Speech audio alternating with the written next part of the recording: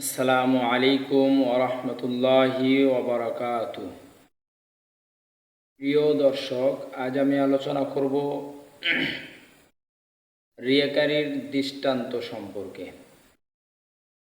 এই ব্যাপারে একজন বুজুর্গ বলেন, যেই ব্যক্তি লোক দেখানোর উদ্দেশ্যে বা মানুষের প্রশংসা পাওয়ার আশায় ইবাদত করবে, তার দৃষ্টান্ত হলো ওই ব্যক্তির ন্যায় যেই ব্যক্তি পাথরে ভরা থলে নিয়ে বাজারে গেল, পাথরের টুকরা ভরা থলে নিয়ে বাজারে গেল এবং মানুষ তার থলেটি দেখে বলল, দেখো দেখো ওই ব্যক্তির ব্যাগে কত টাকা।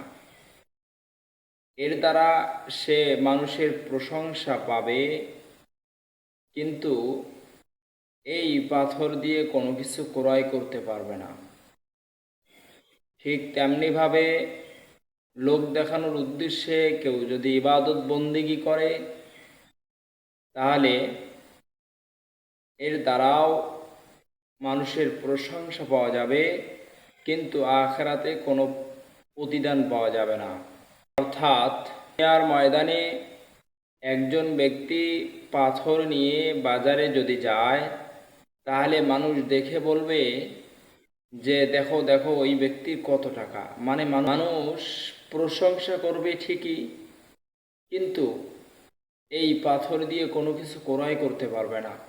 ঠিক তেমনিভাবে কোনো ব্যক্তি লোক দেখানোর উদ্দেশ্যে বা প্রশংসা পাওয়ার আশায় যদি ইবাদত করে, তাহলে এর দ্বারা মানুষের প্রশংসা পাওয়া যাবে, কিন্তু আখিরাতের ময়দানে এই ইবাদতের মাধ্যমে কোনো কিছু ক্রয় করা যাবে না, কোনো প্রতিদান পাওয়া যাবে না, কোনো নাজ নিয়ামত পাওয়া যাবে না।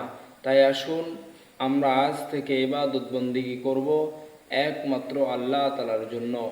আল্লাহ তাআলার উদ্দেশ্যেই যেন আমরা সব কিছু করতে পারি। যেমন আল্লাহ রব্বুল আলামিন বলেন, ইন্না সলাতি ওয়া নুসুকি ওয়া মাহইয়ায়া ওয়া মামাতি লিল্লাহি রব্বিল আলামিন।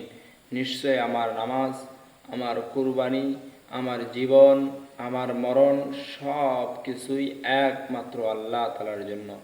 তাহলে ভাই, আমরা সব কিছুই একমাত্র আল্লাহ তাআলার জন্য করব, লোক দেখানোর জন্য করব না ইনশাআল্লাহ।